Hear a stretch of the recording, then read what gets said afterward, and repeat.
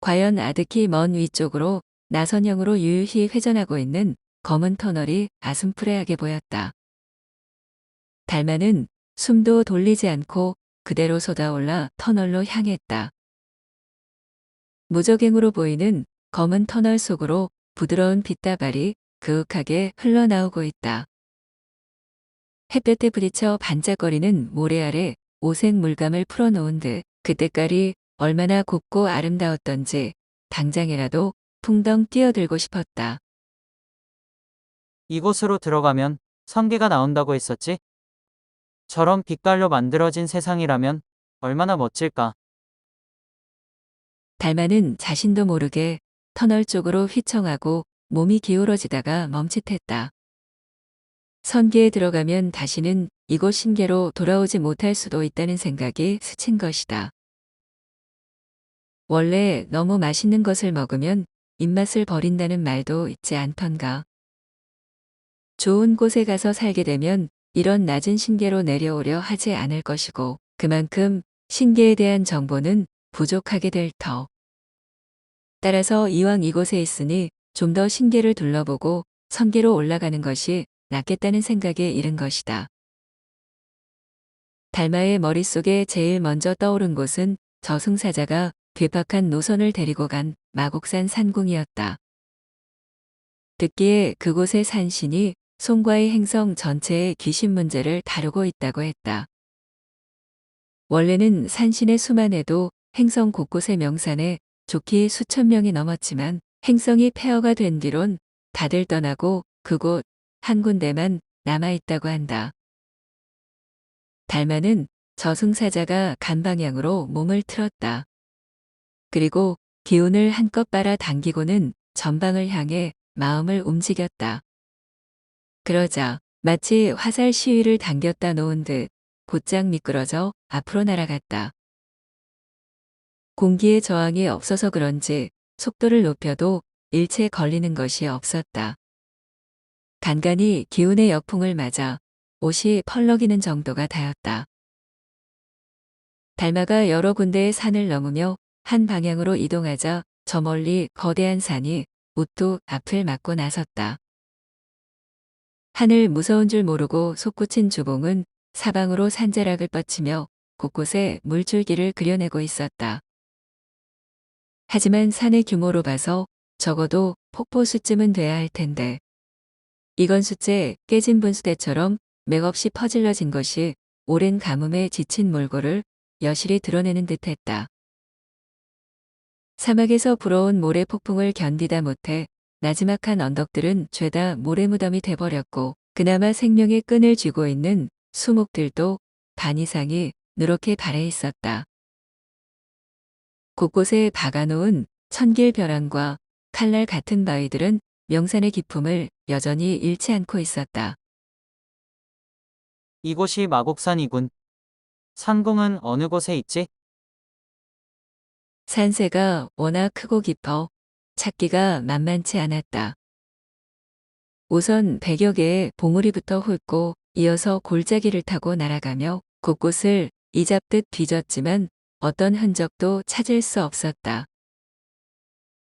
여기가 마곡산이 아닌가? 분명 학사님이 말한 그곳이 맞는데. 달마는 다시금 주봉으로 올라와 사방을 조망했다.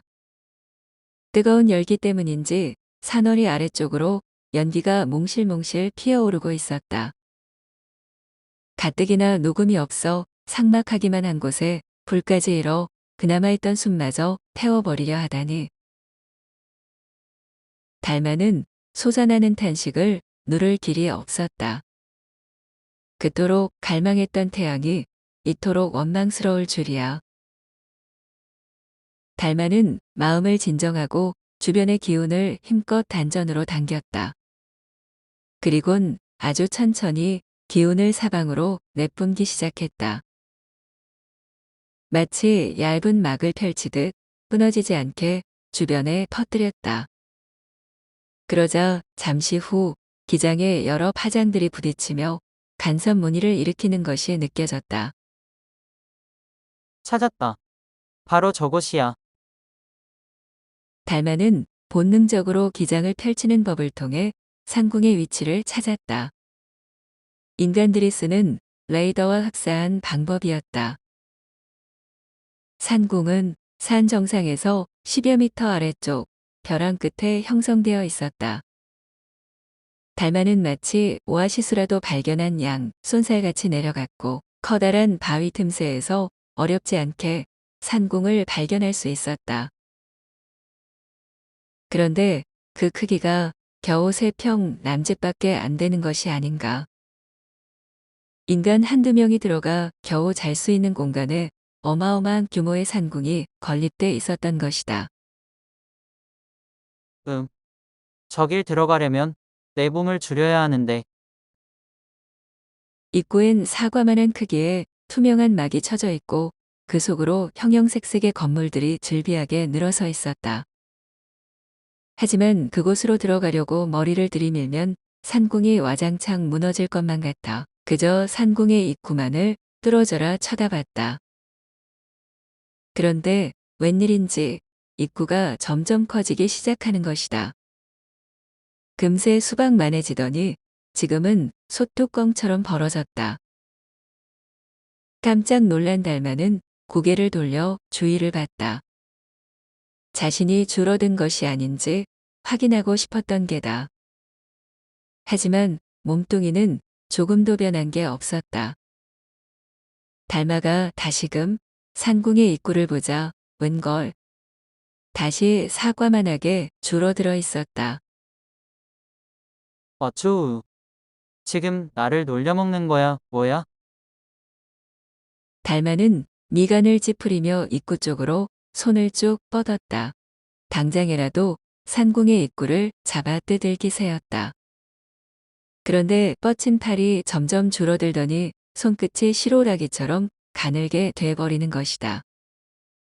마치 마법의 거울을 들여다본 것처럼 시야가 왜곡됐고 눈이 핑 돌면서 현기증이 났다. 달마는 눈을 질끈 감고 머리를 식히며 상황을 정리해봤다. 산궁으로 다가가면 입구는 커진다. 문제는 자신의 몸뚱이가 줄어든 것도 아니고 그렇다고 입구가 실제로 커진 것도 아님에도 커진다는 것이다. 이게 무슨 도깨비 장난이란 말인가. 입구가 제 모습 그대로 유지하면서 커진 것. 다시 말해 커지지 않았는데도 커졌다는 모순된 상황이 발생한 것이다. 달마는 아직까지도 4차원 초입체의 개념을 이해하지 못했다. 그래서 공간과 공간이 무수히 겹쳐 있고 공간마다 진인 정보에 따라 각각의 부피가 다르다는 사실을 까맣게 몰랐다. 이런 초입체의 세계에서는 크고 작은 기준이 뚜렷하게 존재하지 않는다. 크기란 것은 그저 공간이 정해놓은 설계도에 불과할 뿐이기 때문이다. 이러면 어떻고, 저러면 어떠랴. 통과하기만 될 것을. 달마가 마음을 추슬랐다. 그리곤 뒤도 돌아보지 않고 곧장 입구로 몸을 날렸다. 조망만 하던 입구가 거대하게 쩍 벌어지더니 새로운 공간으로 달마를 토해냈다. 바닥에 주저앉아 고개를 치켜든 달마. 그의 눈동자는 빠르게 주변을 구르고 있었다. 널찍한 마당 한편에 우뚝 솟은 둥구나무. 촘촘한 가지 사이로 처녀가 머리칼을 풀어헤친 듯 오색천이 바람에 출렁이고 군데군데 파헤쳐진 흙더미 속에선 스산한 기운을 연신 풍겨대고 있다. 금방이라도 귀신들이 뛰쳐나와 자신의 몸속으로 파고들 것만 같은 스산한 분위기. 흡사 공동묘지가 따로 없었다. 어느덧 등줄기가 흥건하게 젖은 달마는 비기가 서린 표정으로 마당 주위를 빠르게 훑었지만 뿌연 안개에 뒤덮여 한치 앞을 가늠할 수 없었다. 어디엔가 거대한 용이 버티고서 끊임없이 입김을 내뿜고 있을 것만 같았다. 자신도 모르게 뒷걸음질을 치던 달마의 눈에 둥구나무 뒤쪽으로 이어진 통로 하나가 겨우 띄었다. 허리 높이의 자풀들이 빽빽이 들어선 사이로 사람 하나 겨우 들어설 수 있는 오솔길이 뱀처럼 굽어져 있었다. 달마는 얘까지 와서 물러서기가 스스로 창피했던지 발걸음을 앞으로 돌렸다. 오솔길에 발을 담그자 바람 한 점 없는데도 자풀들이 사시나무 떨듯 몸을 흔들어댄다. 풀피리 소리에 비단 찢어지는 소리까지 겹치자 달마의 전신에 소름이 돋았다. 모골이 송연해진 달마는 저도 모르게 다리에 힘을 주었다. 펄쩍 뛰어 날아오르려 함인데 1미터도 채 오르지 못하고 제자리로 떨어졌다. 공간 자체가 좁고 길게 설계되어 있었던 탓이다. 그러자 달마는 마치 달리기 경주라도 하듯 미친 듯이 뛰기 시작했다. 그런데 아무리 달려도 오솔길은 그 끝을 보이지 않았다. 뛰면서 사방을 둘러보니 제자리에서 맴돌고 있는 게 아닌가. 귀신에 홀린 것으로 생각한 달마는 일단 빠져나와야 할 것 같아 오솔길에서 뛰쳐나와 자풀 속으로 들어갔다. 그 순간 시커먼 물줄기가 발 앞을 가로막고 나타났다. 마치 탄산수에 먹물과 기름, 진흙 따위를 섞어 걸쭉하게 만들어 놓은 듯 했는데 개거품 같은 것이 꾸역꾸역 올라오는 것이 역겹기 짝이 없었다. 육체를 지녀섰더라면 똥끝까지 다 토했으리라. 낭패다. 이곳에 들어온 게 실수였어. 달마가 뒤돌아서려는 순간 물줄기를 타고 미끄러져 내려오는 나룻배 한 척이 보였다. 삿갓을 눌러 쓴 사공 한 명에 장대를 메고 있는 검은 옷차림의 2명의 신이 보였다. 이들이 달마의 눈앞을 스쳐 지나는 순간 장대 끝에 매달린 투명공이 달마의 시선을 잡았다. 그 속엔 여러 명의 귀신들이 둥둥 떠다니고 있었다.